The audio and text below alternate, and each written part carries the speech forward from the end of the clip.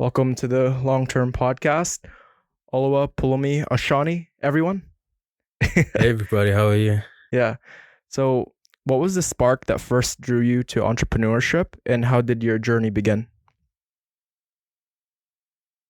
Ivan, that's a great question. Entrepreneurship, man. I always from young I always saw how my dad was entrepreneur. I always saw, how he operated.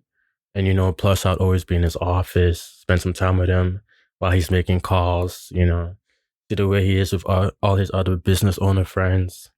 So like it kind of started off like that. Um, yeah, and it slowly transitioned to me, wanting to start my own business, and that's how it continued. Yeah. When you were observing your dad, what did it for you? Was it just the passion that he had behind his eyes? Was it like the people that he impacted? What was that like? Uh, yeah, no, definitely the passion he had in his eyes and the people that he impacted too. But I tell you, man, you know, especially when you grow up from not having much and then seeing your dad hustle and struggle to get you guys to a point where you're comfortable in life. Like growing up and seeing that, it was 100% the passion in his eyes, man. He didn't take no for an answer. He didn't Yeah. take no for an answer. And then of course, while he continued to prevail, he helped people alongside him, right? The people next to him, he helped them up too. So definitely started with my dad. Yeah, it's amazing to witness your parents go through tumultuous times, say, and yet they are still unbreakable, even though they go through kind of that financial trouble, they go through just job loss, and when you're a kid, you're just kind of looking up to your dad for mom, right? But Exactly. you don't realize it until you're old and just you've you start the real world that you realize, wow, like my dad actually went through hell and back Hell and just back. to put food on the table. Because with my dad, man, he we're immigrants all the way from the Philippines, and when he came here, we had an all right life in the Philippines, but like he thought that we were gonna migrate one day, so he might as well establish kind of that first generation place for us, so we won't have to try as hard for a better future, right? And so he when he came here, he had like no money, like barely, and he had like a little bit of savings, but no connections. Like winter time, when you're all the way in the Philippines, when it's like plus 20, plus 30 every day, you come here in the snow, and he didn't have a place to live in for a little bit, and then like I hear all these stories from him, and I'm like just awestruck. I'm like, how did you go about this? And here I am complaining about my life sometimes, and I remember it. I remember what his life was like, and I go, oh, maybe my life ain't so bad, right? Maybe I can get through this. Just even if he didn't teach me, right? But by his actions, by kind of the stories that were told by other people, that's how I get uplifted. Was that kind of what was your dad's story like? Um, yeah, no, absolutely. My so my dad actually got in a really bad car accident. Um, the person next to him died. Like it was that bad, right? They were inside a truck. I believe 7 people in total perished. Was this in Canada or No, this was in South Africa. okay? Um,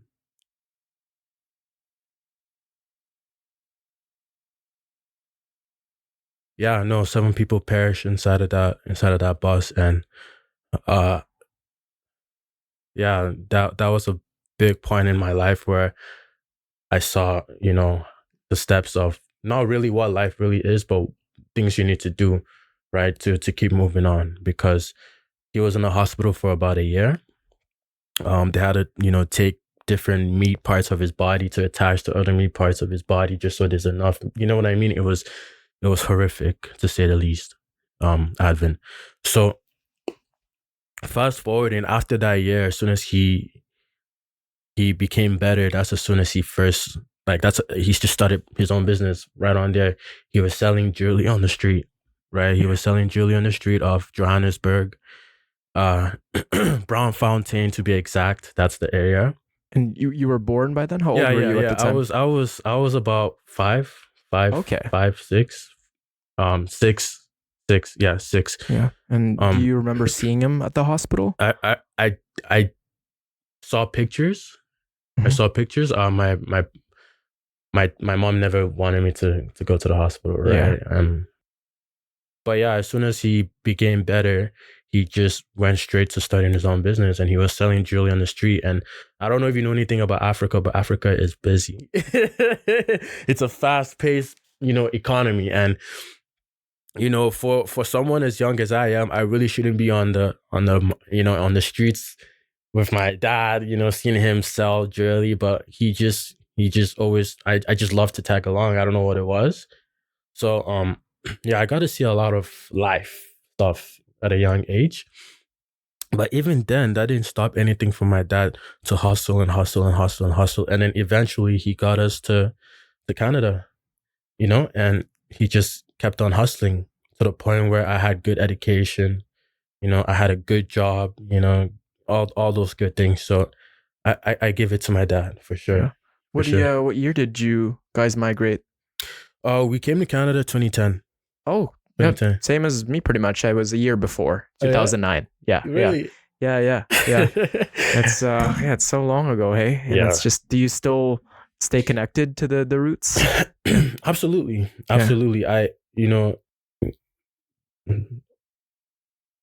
Those are my people. Those are my people no matter what. Yeah. I stay connected for sure. For sure. Yeah. I still talk to them here and there. Yeah, you can't Yeah. forget about the roots, hey? Ever. Yeah. Ever. No. Yeah, so your dad was selling jewelry Jewelry, yes. and Bracelets. bracelets? Okay. Necklaces. Okay. And he did that like from day He till... did it for a few years. Oh, wow. And this was what got you guys to Canada? Part of it, he got into a university program as well. Oh, wow. So Which- he worked as well. Yeah. He got into a university program. It was really his university degree that helped him. Like nowadays, a lot of people might not want to hear this, just because there's so many ways to not have to have a degree, right? But I'll be the one to tell you that degree is what really helped him. Because after he landed a job in New Zealand, and then he also landed a job in Canada. So we had two options. And after some thinking, we decided to rest in Canada. Wow. And reside here. Yeah. Yeah, it's the point system, hey. It was it's tougher now actually, hey. So you really need to have like a good background and a lot of education, because I know education goes a long way in English proficiency. I know within Canada there's like a big point system with like language, job, even age. Like the younger you are, the better. They're looking for like 18 to 35 people wow. who are able-bodied who can work. So I know you're a father now, hey? So Yes, devoted. yeah, as a father and business owner, how do you balance ambition with responsibility in your daily life? What was the lowest point in your life recently, and how did you overcome while still building your business? That's a great question. Let me just move this a little bit. Sure. So, could you repeat that one more time for me, please? As a father and business owner, how do you balance ambition with responsibility in your daily life?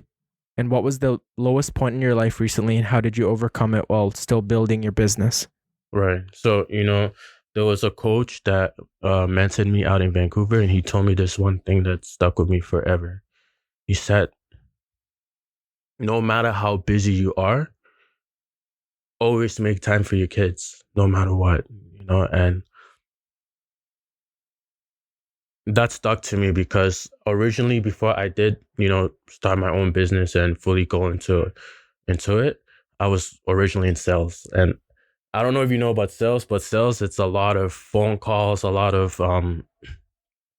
work, you know. So it was a point where I felt like work was like the most important thing. Like I need to pay rent, I need to pay the car notes, I need to, you know, buy new Pampers. Like I need to just work, and sales was paying me well. Like don't get me wrong, it was paying me very well, but eventually I realized, you know, that's not how life works. You know, there's people out here that are even way more busy than me, but they still make time to be with their kids. So once I was able to quickly grasp that, because you know, I was what, 19, 18, going fresh to 19 when I had my first boy. So uh, the way I balance it is I just look at it, you know, I set a time limit. Okay, I'm gonna do work for 2 or 3 hours, very hard, go hard on it, right? Like completely drill it. And then from then on, spend the remainder with my son, or block out this period to spend with my son. No phone calls, no texting, just all about him, right? And it's been great. It's been great. And you know, the lowest point in my life,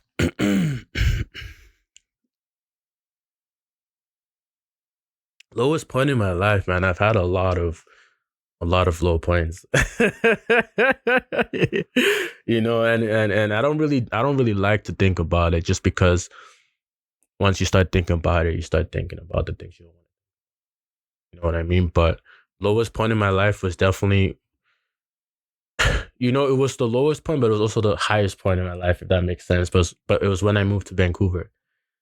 Um, when I moved to Vancouver, that was a great time, because once again, you know, I saw a lot.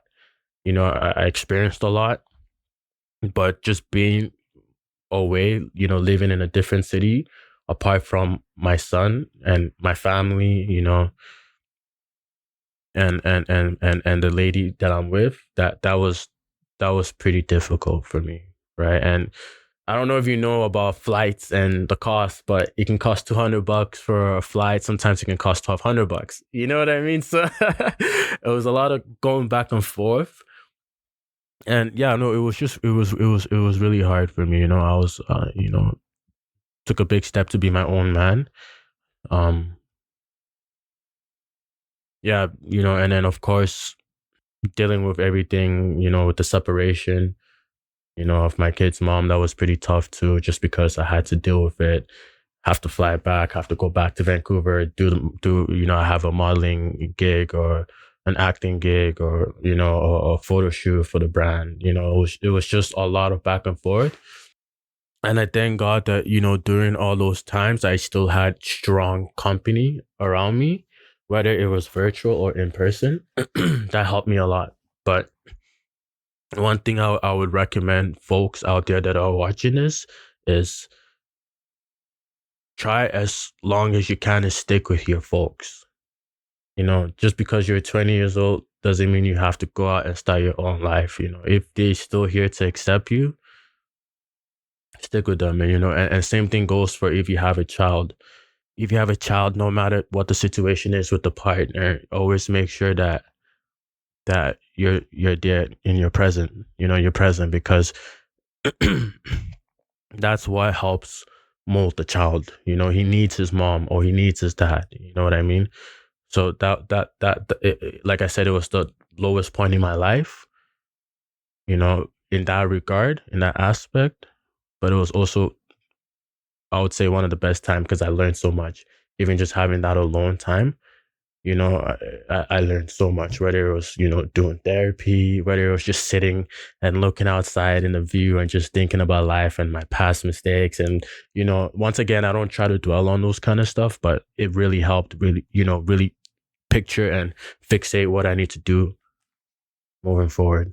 Yeah, it adds up, man. Hey, because when you had your firstborn, you were 18, 19. Yeah, I was 18, just going And 19. Yeah. bro, man, at that age, I was a complete degenerate, man. All my friends I knew in high school, right? But definitely probably woke you up, hey, to like, hey, I'm not. It's not about me anymore. You know, there's somebody relying on me, and that's often what I hear about newly formed parents, is they get a child, right? And they look at the child and it's unconditional love. And no matter what, no matter how you feel, no matter what the day tells you, no matter what happens, you have to be there for the child, right? How did it feel like when you first laid your eyes on your firstborn? Man, I cried. Yeah. The first time I saw him come to life, I cried, man. It was an exponential feeling. You know, it was like, this is really my offspring. Like Yeah. this Yeah. is mini me. Yeah.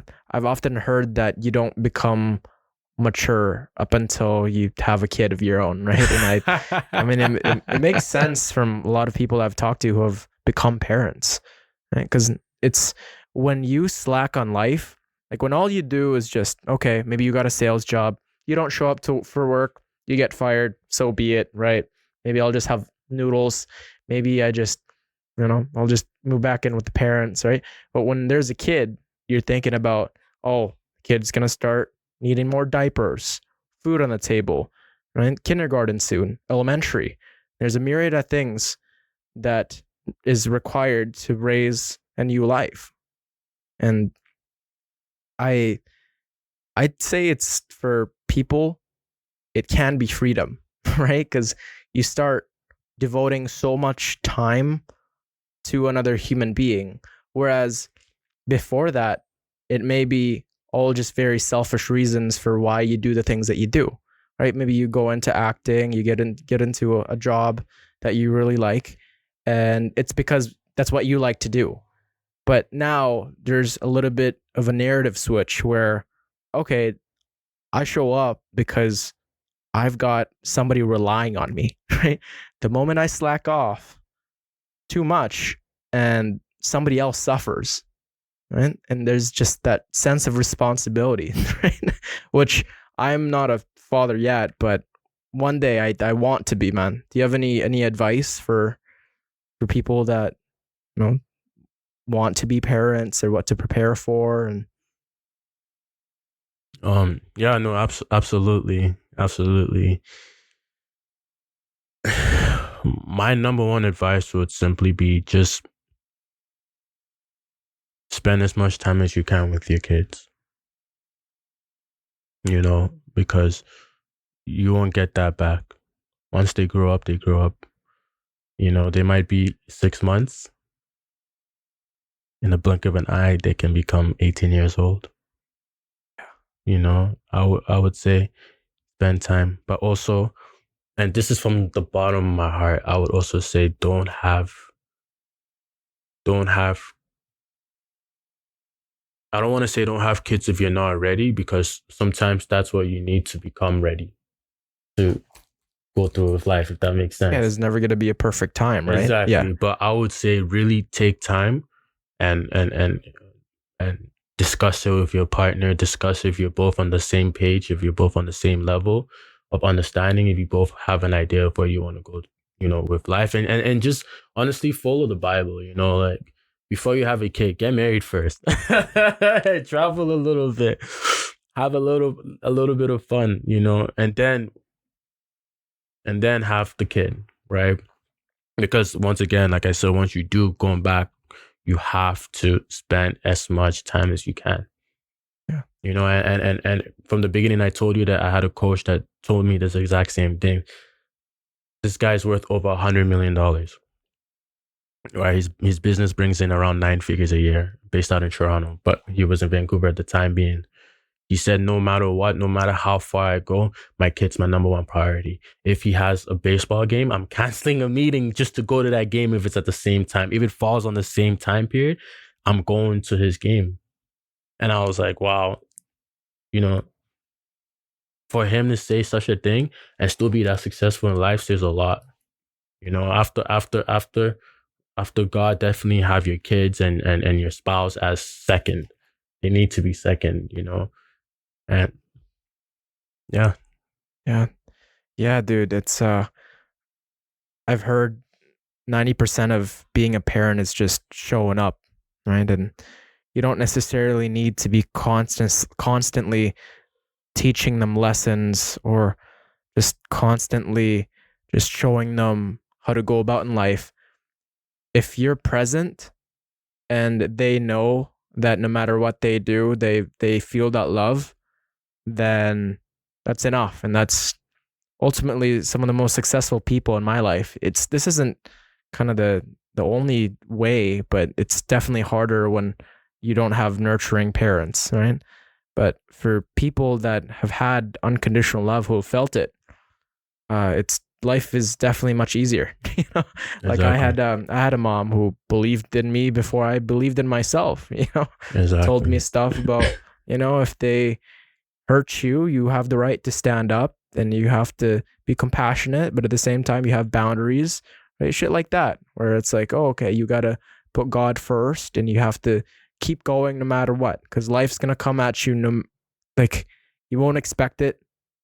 And what are you going to cower, or are you going to step forward and be a man and be a person that helps others? Absolutely. Mhm. What's the biggest lesson you've learned from building a multi-brand empire from the ground up? Great question, bro. Biggest lesson I've learned is speed. Speed is important, you Mhm. know. And I don't mean like messy speed. I mean like intention, speed and intention. And and why I say that is because when it comes to business, it's once again business. You got to treat it like your baby, you know. Uh, but with business, you gotta nurture it and move with speed. And the reason I said that is because you mentioned multi. So with the multi, you have different things within the business that has to do its own marketing. You know, everything. So with what I'm in the fitness niche, every single thing cycles around each other. It all helps each other. It's like an ecosystem, right? But what I would say is you have to move with speed. You have to move with speed. If you feel like I don't have access to enough capital to do this, do that. You have to move with speed. Just keep trying to find means to get investors or to get crowdfunding, however you want to do it, right? Or if you feel like, you know what, I'm not ready to take this big jump, take that big jump. You have to move with speed, because not only is God plugging those ideas in your mind, He isn't plugging it in your mind for any reason. He's letting you know, listen, take that jump, but also you have to do it fast. You have to do intentionally. When you have a business or you're building a business from the ground up, trying to be a master of everything will ultimately make you a master of nothing. So part of moving with speed means whatever you're doing, put most of your focus in what you know is going to move the needle. So what you feel like you're not that good at, or you feel like it's taking time, outsource it. And that's another way to move with speed. You know what I'm saying? Like you right now, if I wanted to do something like content to add into the brand, and I wanted to do it regularly, you're someone who's very good with camera. I'm not good with camera. So would I take time and learn how to work a camera, or would I just outsource that to you and get the job done quicker and the money rolling faster? Right. So that's the biggest thing I've learned is intention in what you want to do with your life, meaning with business, and speed. Speed. You have to be aggressive, you have to really be be firm with it. Speed, Yeah, absolutely. because there's so many ideas out there, right? And so many people, we all want to do everything and anything all at the same time, but there's only a limited amount of resources in a day. Like, you can only have so much time and energy to allocate to, whether it be the camera, whether it be your communication skills, whether it be you want to get better at reading. But there's this quote of, decide in the future what you're gonna suck at, right? Because you can't be good at everything, right? Like, you're not gonna be the best swimmer and the best batter. You're not gonna be the best athlete and the best accountant. You have to sacrifice certain things. And it's just, I like your idea about speed, where, yeah, you choose what you want and get after it, right? And if you want to build a marketing business, find the right people to work with you, find the right books, find the right podcasts, see the first steps, right? Because if you want to do marketing, and then you want to run a marathon, and you want to quit smoking, right, and you want to be closer to your family, like you can't do everything. So there's limited time and space, and there are no solutions too, only trade-offs, right? Because you can get really good at one thing, but then you're not spending as much time with the other thing. And how do you know which area to improve at? Because I know you're doing acting, modeling, and you're also building a business, right? As well as, of course, you're spending time with your kid as well. Yeah. Absolutely. So yeah, it actually goes spending time with my kid, running a business, and then modeling and acting. Um, and it's really more leaning towards just the business. The modeling, the acting, I still do modeling shoots here and there, acting here and there, but not really. I'm really more focused into the business. The acting was just something that I felt like I had to try, just because, like we discussed, when I was in South Africa, I was also acting. I don't even know if I told you this, but I was acting in a show called Jacob's Cross. So although and I was young, so I didn't really have a role to like speak. They just kind of captured me at a few flicks here and there, and then that was that, right? Yeah. But when I moved to Canada, it was just always something that was the back of my mind. Like I remember, like, because I was really into sports at one point too. So I'd be playing sports, but I'd always be telling my mom, like, "Mom, I feel like I'm gonna be a professional actor when I grow up. Yeah. I want to go to acting school. I want to go to acting school. I want to go to acting school. I want to be an actor. I know I can be the next, this, that, and the third. You know what I mean?" Um, and then when I went to Vancouver and I experienced it, I was like, yeah, no, this is something that I love.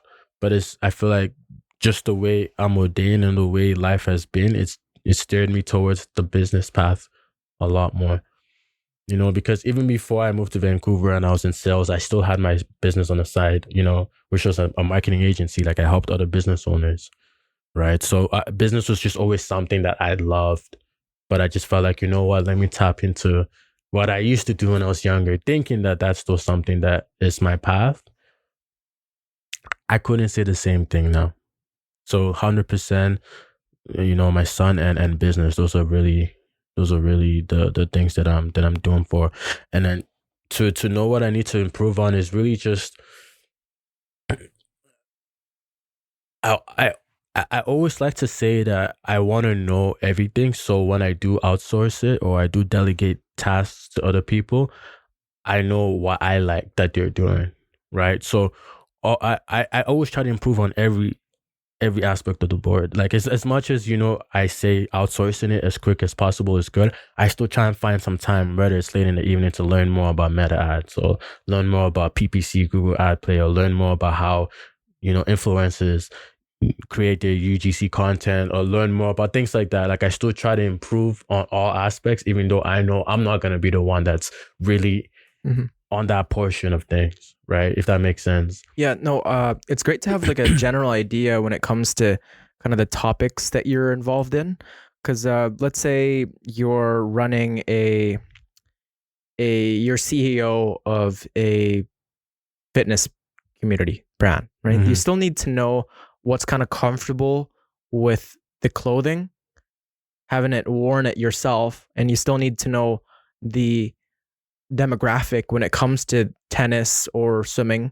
Maybe you need to involve yourself a little bit, but you don't need to spend so much time in there. You just need to allocate a little bit of time to get a general idea so you know what's good and what's bad. Exactly. Versus like not exploring it at all, and so you're dumbfounded when it doesn't work out, or you have no idea what you're reading. Exactly. Like I know this with like certain activities that I read about, right? When it comes to, like, let's say chess. Like I'm pretty bad at chess. I've kind of played it here and there, but I know the certain moves, and I know like the elo system, so I know what's good and what's bad. But if you have no experience with chess whatsoever, and you have a buddy that's telling you about the chess moves and like the horse and the knight and the king, you'd have no idea. Right? But it's good to kind of know what you're getting at.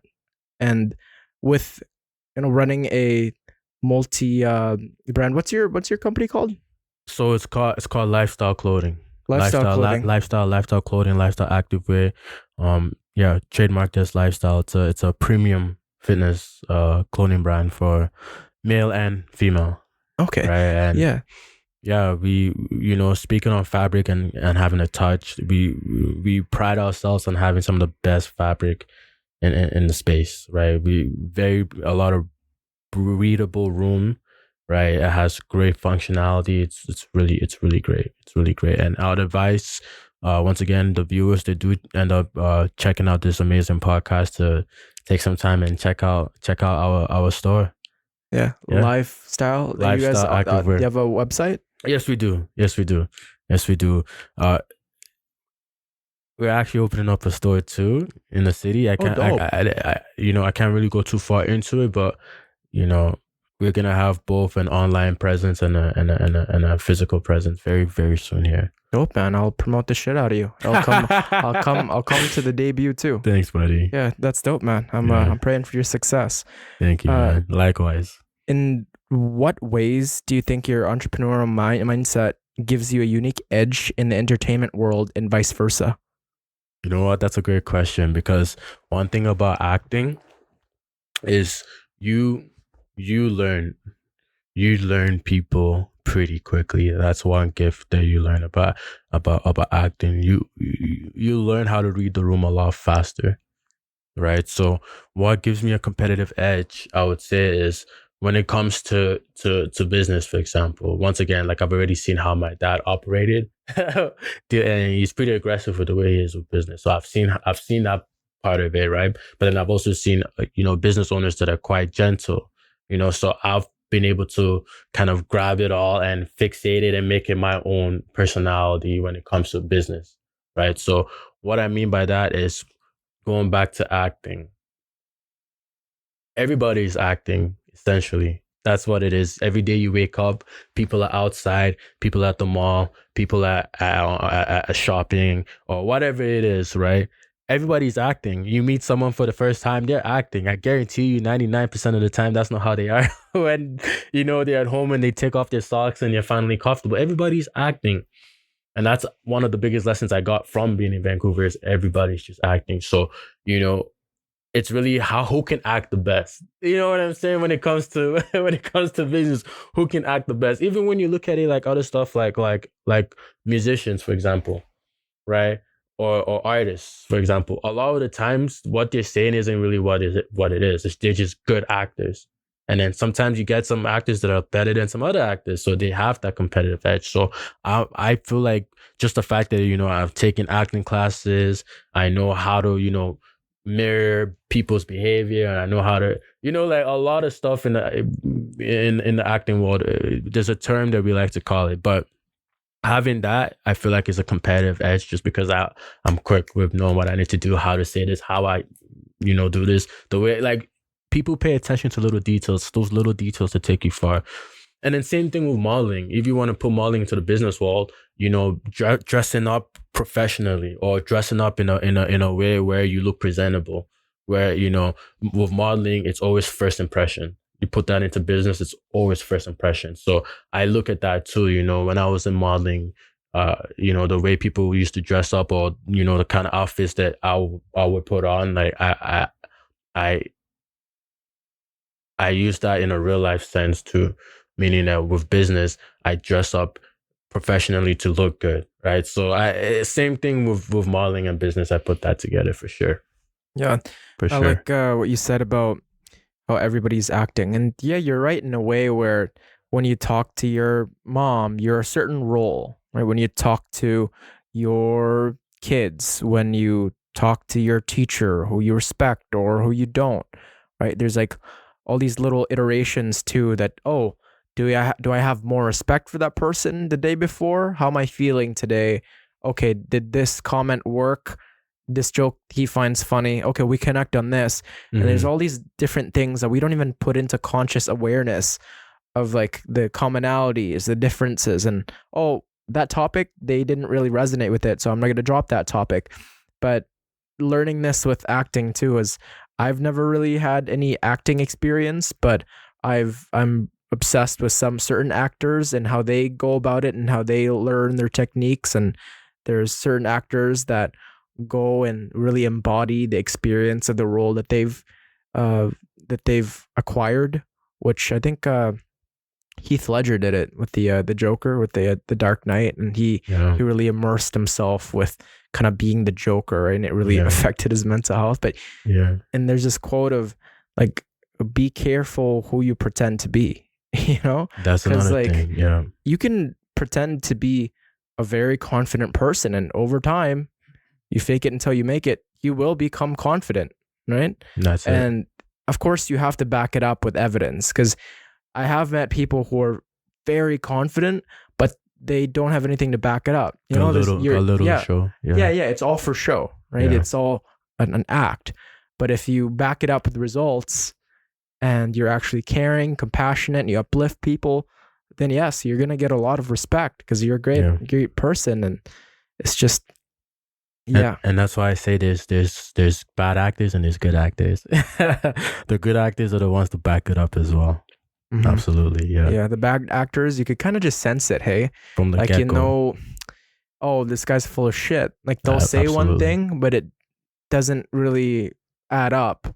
Like they're just saying that because they want to grab your attention or they want to be good with you, right? And it's all just, I don't know, the way I see it, I feel it as, it's so inauthentic. It's fake, right? It's not. It's out of insecurity. Exactly. You know? When people do that. Exactly, and you know, it's funny too, because it's like the older we get, the more we actually realize this kind of stuff. When we're younger, we don't really realize this. Yeah. You know.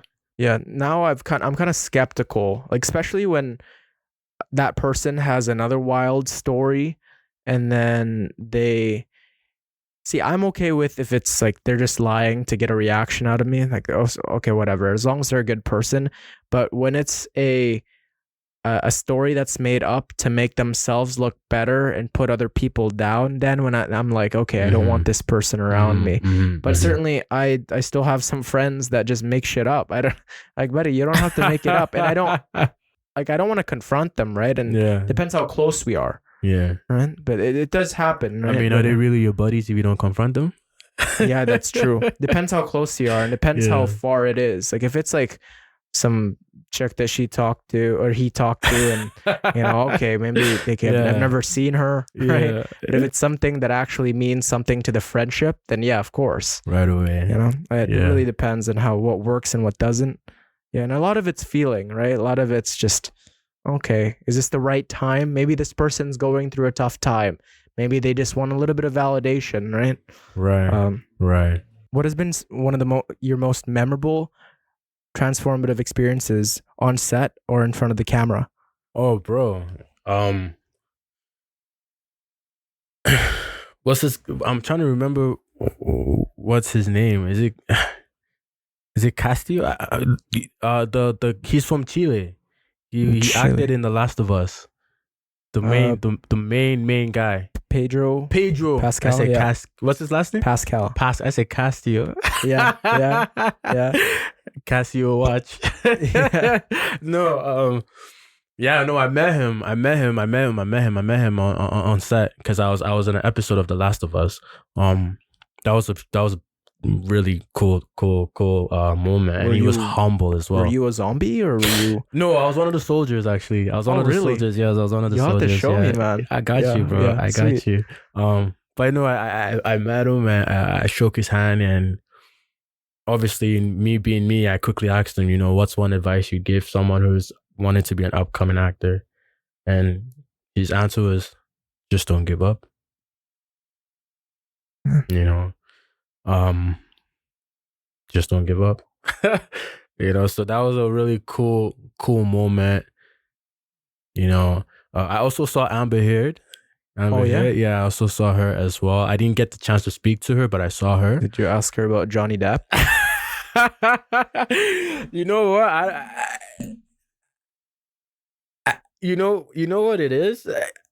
you can tell certain situations really have effect on people. You know what I mean? Because when I saw, I'm just kidding. No, but I didn't get the chance to ask her that question. Unfortunately, maybe next time I see her, Yeah. I'll ask her why did you do that to my boy Johnny? Yeah, dude. They had an entire Netflix special on it.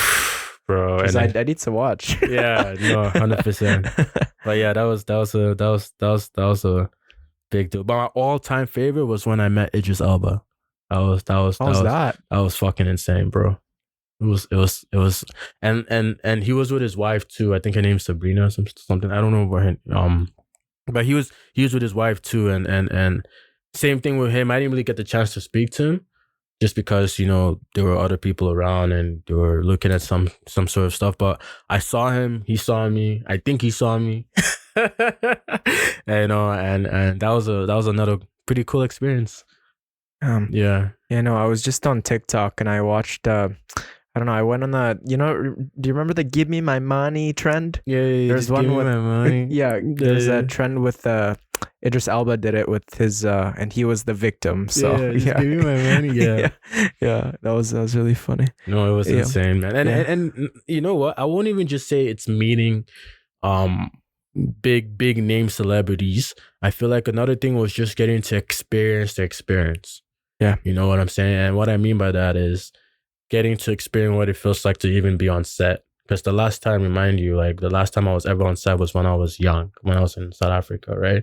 So getting to experience that at like an older age, being in your early 20s was pretty cool.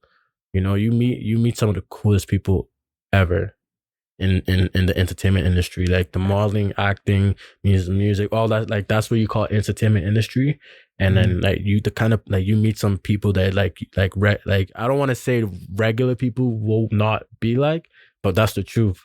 Because they're out there being in that entertainment world. You have to be out there purposefully, right? Especially if you want to climb to the top of the top. So just meeting people that was on set like myself, that was a huge moment in my life because I got to really experience some really cool characters. Yeah. So what does it mean to you to merge business strategy with creative vision when building a brand?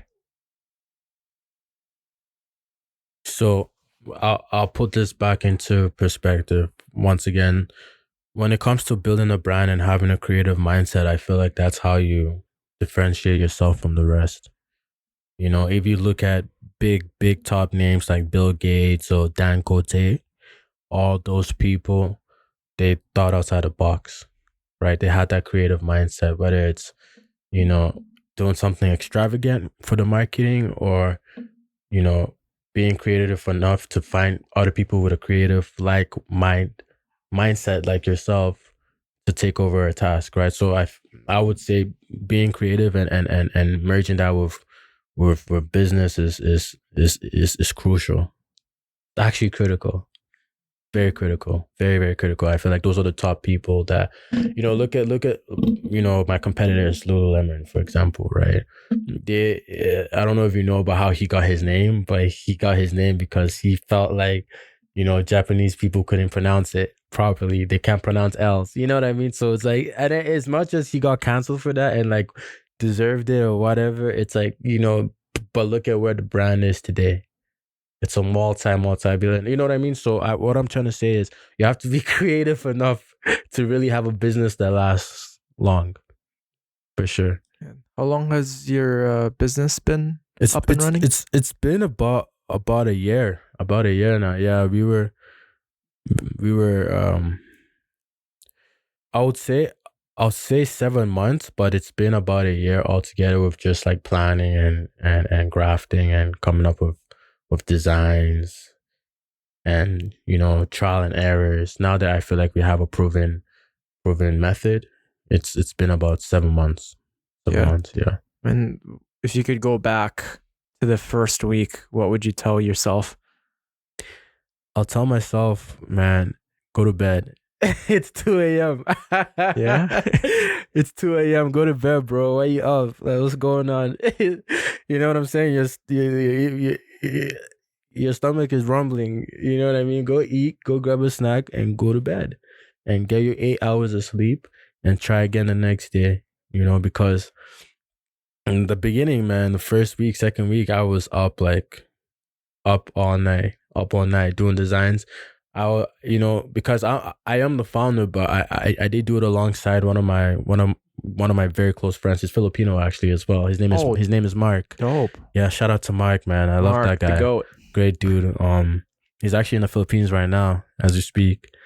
But yeah, he and I would stay up all night, man, and come up with different designs, marketing strategies, and of course we had photo shoots as well. So we had to like plan those as well, plan how much we're gonna spend for like food. Like there was a lot of things we had to do. But yeah, no, 100%.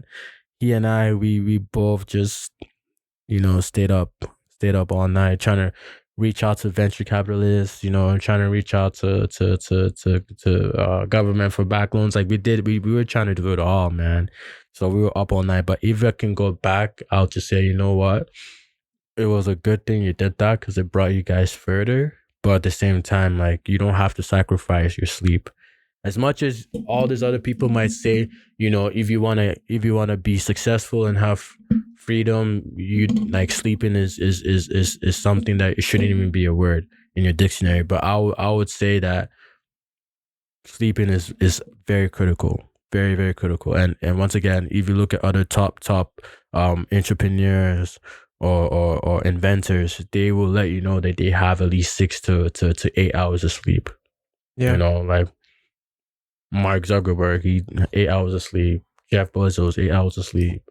You Yeah. know, Andrew Huberman said he's a neurologist, ophthalmologist at Stanford, runs his own podcast too. He's like really big into the self improvement space with science, evidence, and every time he talks about sleep, he says it's foundational to physical and mental health, right? So people who sacrifice it by working late hours or by staying up cramming ultimately just shoot themselves in the foot in the long run because it's what you need to propel your success to be able to add more, more input and thus more output. So if you are getting continuously 6 hours, then five, then seven, then it's just your brain's just all over the place. You're not as sharp, you're dull. And it's like, what is it? Like you have the equivalent of like a 0.8 blood alcohol level with like 6 hours of sleep after a week, something like that. wow.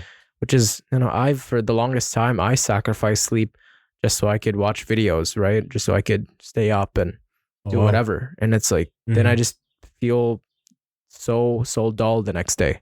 And it's like then I just like now I'm like it's not worth it. It's really not worth it to be able to sacrifice sleep just so I can get an hour in of that show, right? Or an hour in of working even. It's like no amount of like sleep is no amount of work can replace the sleep that your body needs. Yeah, Yeah. Did you absolutely. what's that called? How do you ensure that your work stays authentic and purpose driven while still being scalable? How do I do that? The way I do that is by being 100% honest. Not only with myself, but 100% honest with the consumers, right? Because with me being honest about everything start to finish brings that authentic aspect to it.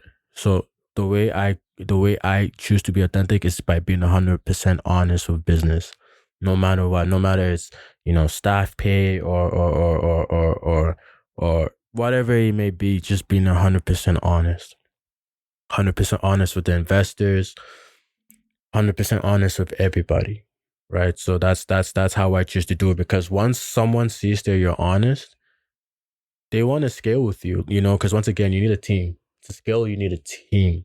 That's another thing I don't know if I mentioned, but having a team is crucial. It goes back to saying being fast, right? But having people around you that are with you with the business, they're seeing you come up, you know, building the business alongside, even if they're not necessarily in the operation, but just being a support system, just being honest with them from the start. about everything, being honest with with with with your other co-members in the business, being honest, telling the truth. That's what's gonna make you scalable. And don't get me wrong, there's businesses out here that have been pretty scalable by not being honest, right? But when you're building an empire, the way an empire stays up is by being honest, right? Eventually, those businesses or companies or corporations or holding companies, whatever the case may be, if all they do is not be authentic and be honest about what they're doing, eventually it's gonna crumble. So number one thing for me that's is continuing to make my business scalable and is continuing to take me to different heights by God's grace is by being honest. Yeah. A lie can travel halfway around the world while the truth is still tying its shoes. Right? A lie can get you to Wow, so many great that's places. good. Yeah, I've yeah. never heard that. Yeah, but it's short term, right? Mm-hmm. Ultimately, the people that you lied to will see through it. When people think of lying, usually it's associated with scams, right? Cheating, Yeah. deception. And when people find out the truth, they it dissolves all that trust. That trust builds decades to to establish. And it only takes just one little dynamite of a lie. Boom, the whole building collapses. And it's true for relationships. It's true for our own minds. It's true for business, for education. Right? It's when you lie to someone, eventually okay, I already lied before, might as well do it again, and then again, and again. Ultimately, the more you do it, the chances of them finding out becomes more pronounced. And so when people find out, then eventually it spreads in the culture. Mm. So what you have is that people just lie to each other normally, right? Because It's if you got the ridiculous. CEO that lies to the person next up, it's like, okay, that's the norm. I might as well lie about the numbers, about the balance sheets, maybe trim off the top, right? I'll just it's yeah, it builds a culture of hostility, and it's no good. Now, how did you come about this though? Was that always the case from what you've been taught, or did you have to learn the hard way?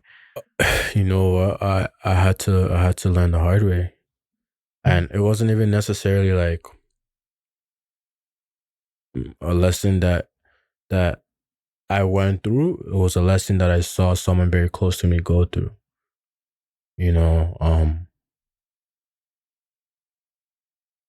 yeah, you just gotta be honest. Gotta be honest. Business is a very crucial sport. Except this time your uniform is a suit and tie for the most part, but it's a sport on its own, and you can get injured, and in some cases it can be fatality. So being honest, especially when you get serious, you start having contractors, you start having accountants, you start having lawyers involved, you start having, all these things, all this stuff going on around you. Like, you have to just be honest. Have to be honest. If you lie, you cheat, you steal, even if it's not a consequence that's physical, it's like, man, your name, it goes a long way. Your name, it travels.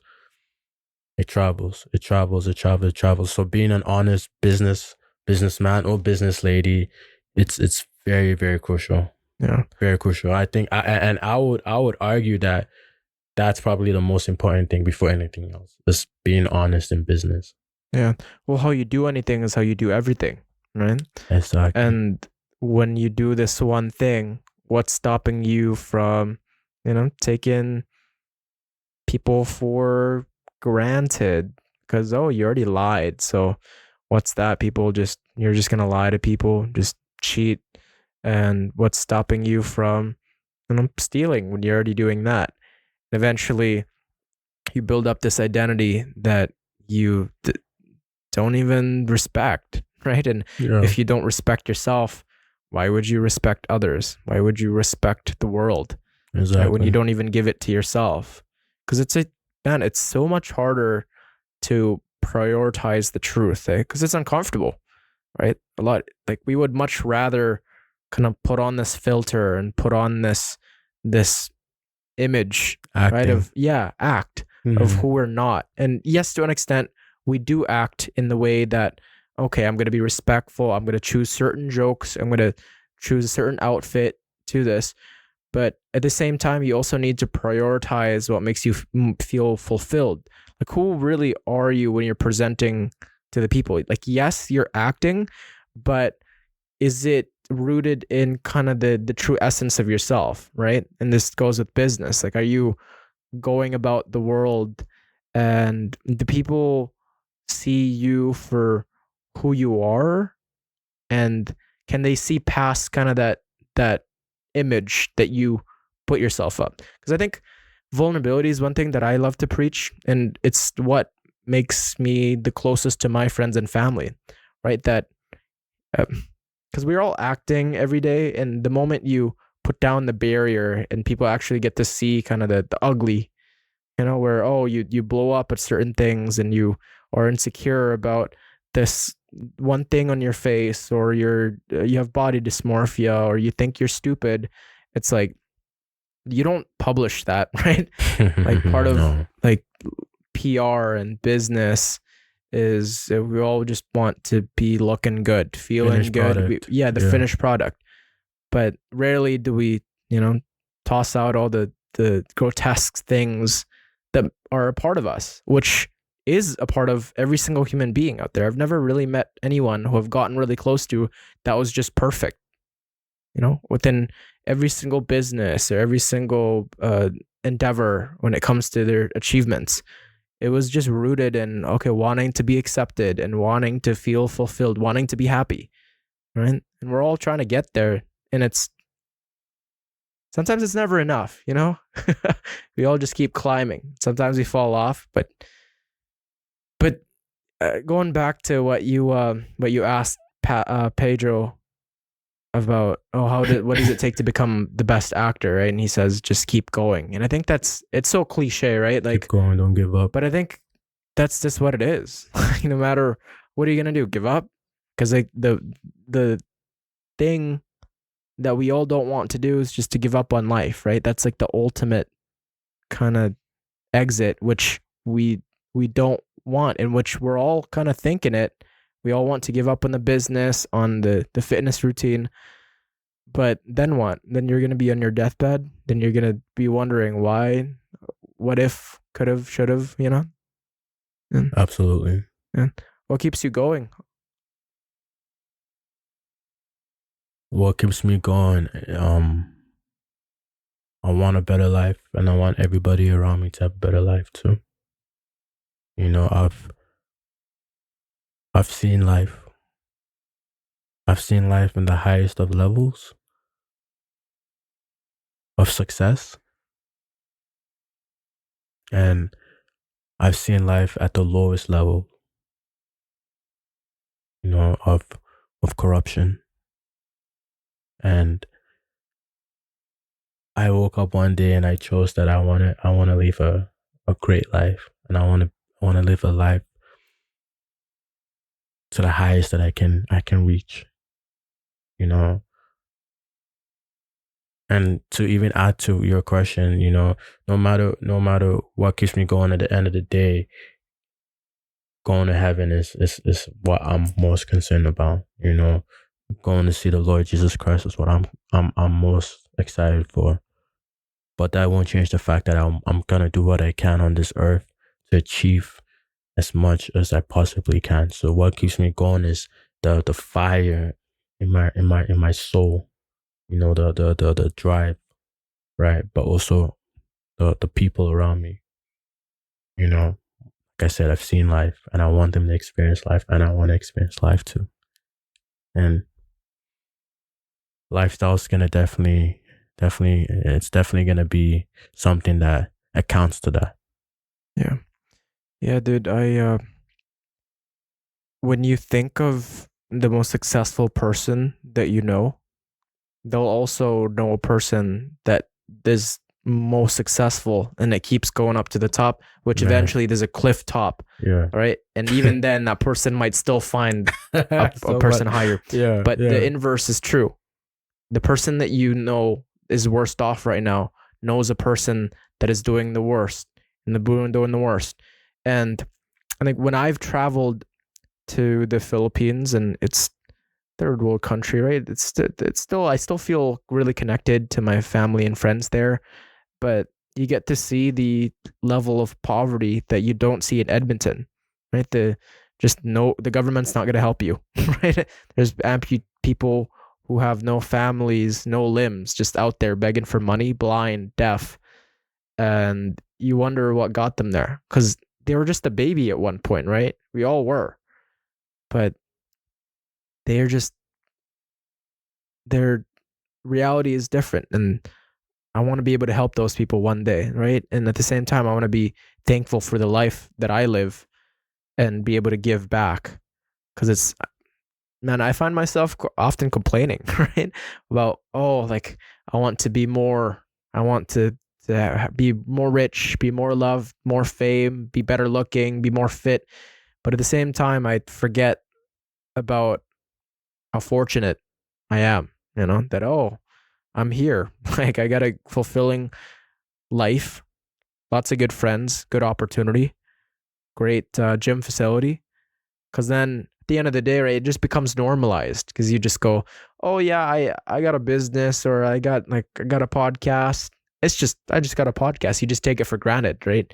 You don't think about, where you were a year ago. You didn't have this, or like the things that people are going through, because we're also kind of just focused on our own, right? We forget that, oh man, like, think about what it's like to be in a person living your hell, right? And Sam Harris has this quote of, um, what you think the worst thing can happen to you is not the worst thing that could happen to you. It's usually a flaw of your imagination, right? Because the worst thing that can happen to you is not something you can even imagine. You know what I mean? Yeah. Which is like blows my mind, because like, Mm-hmm. I don't know, there's just so many things that could go wrong, but we all kind of focus on that. We zoom in on it and stretch it out in every which way and go, oh, that's how it went wrong. But rarely do we look at the joys and go, oh yeah, that's I did right, and then I did right on this one, and then, because it's just a good reminder, I guess, for things, which I don't know. No, you got it. You got it absolutely right. And this is something that I'm so happy I took accountability for, because I always never used to really take time and stop on earth for a second and just be thankful for where I am or the stuff I have. I always used to operate like I want so much more in life. Like I want this, I want that, I want this, I want that. I want so much more in life. And because I used to operate like that, a lot of things ultimately didn't go my way, because it was like, no, I always felt like I wanted more. No, I always felt like I can do better. No, I always felt like I can get better. You know what I'm saying? But once I realized, you know what, God put you in this position for a reason. God introduced you to all these things, all these people, relationships, whatever it is, for a reason. Don't take it for granted, just like you said, but also be thankful. Be thankful, because once you're thankful, the universe notices that, and the universe gives and will definitely give you more. But you have to be thankful, because you're right, man. I'm Nigerian, right? I'm Nigerian by blood. I went back to Nigeria a few years ago, and like kind of life I saw, I'm thankful every day, and that doesn't mean to say that I shouldn't not want to make sure I'm nowhere close to that, right? Like, I'm still gonna do what I need to do to make sure that I'm far away from that kind of stuff. But it also goes to show, like, the water might have been cold in the shower today, but at least I have water to shower with, and I don't have to use a bucket and one of those bowls, those margarine bowls. Once it's empty, you use it as the scoop. I don't want that, right? Yeah, dude. It's Gratitude, bro. Giving thanks. yeah, dude. It's nuts. I call it the sober period after I just visited the Philippines. Then I come back because Yeah, after you drive to the mall and you just see all these kids begging for money on the side, like kids that are completely dirty. It looks like they haven't had a shower in 2 months. Where are their parents?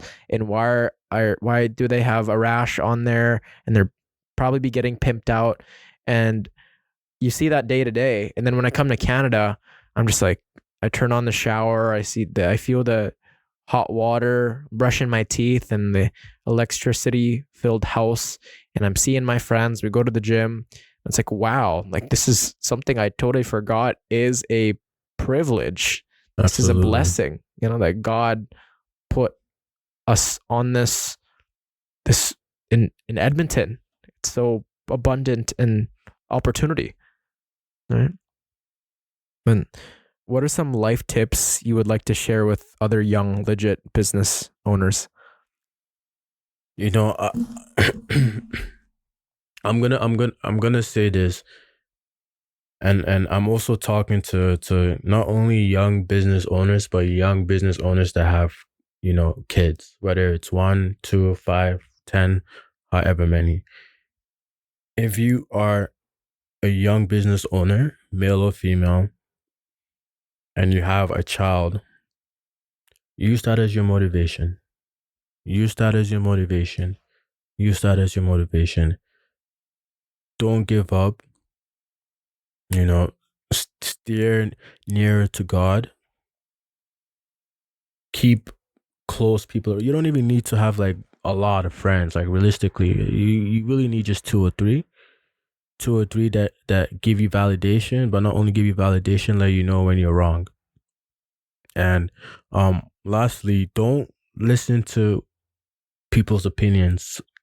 Formulate your own opinion. It's okay to ask, but when you're starting off a business and you're getting to a point where you're getting some sales, you're making some revenue, um, you know, whether it's 6 figures or 7 figures, wherever you are, make sure that you come up with your own conclusion and you come up with your own ideas. Don't go to everybody because everybody's gonna have their own.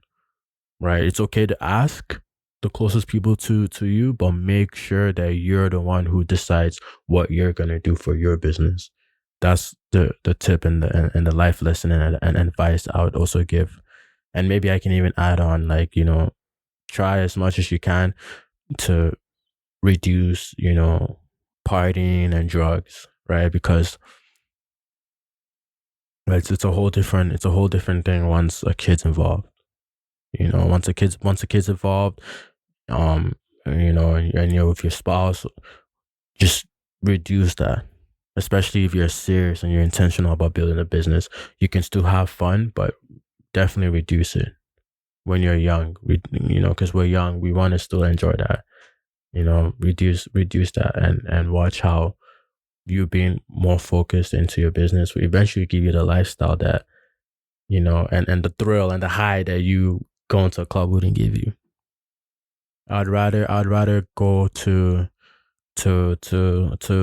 Spain or Italy and enjoy myself there than knowing that I worked hard for that, than to just say, oh, I'm growing a business, I'm a photographer, or I'm a this, or I do nails or whatever, but I'm gonna go I'm gonna go party every weekend. Like it's not long term. We're building long term. We're building $1 billion ideas. $100 million annually ideas. We're not building $250,000 a year ideas. That's probably what you'll get if you still somehow know how to run a business while partying every weekend. But it's not longevity. You want longevity? You need to follow those steps. We're keeping it long term every day, baby. Every day, baby. Yeah. Well, yeah, man. When's the exact date of the opening of so the what was the Lifestyle. lifestyle Lifestyle. lifestyle? You guys got it Lifestyle. trademarked and everything. It's trademarked. Sweet. Trademarked. And then Yeah. when's the debut? So the debut is to open in July. July. Okay. Yeah, July. Yeah. July. Keep me posted, man. Earlier side of July. Yeah. Yeah. And yeah, for the people that want to know, where to find you and Absolutely. where can they? You can find us on TikTok, Instagram. You can find us on YouTube. Lifestyle Activewear. Just like Lifestyle that. activewear. Yes, all one word. Lifestyle Activewear. LIFESTYLE. Lifestyle Activewear. ACTIVEWEAR. Activewear. Yeah. Sweet, man. Yeah. Thank you so much for coming on the long-term podcast, dude. Ivan, thank you for having me, man. Yeah, Appreciate it, this is brother. awesome. Love your energy, man. The Thank you. confidence. I could tell you're a guy that's been through a lot and come out on top and just still pursuing it, still young. I can't wait to Yeah. see what the future has to offer for you. Thank you, A lot brother. of good things, dude. Thank you, man. Yeah, really, Likewise. yeah, really thankful. But as always, to everyone listening and watching, there is a place for you in this chaotic world. Never lose hope, strengthen your faith, and keep it long term. Long term, here with Oluwapelumi, Ashani, everyone. Peace. Peace.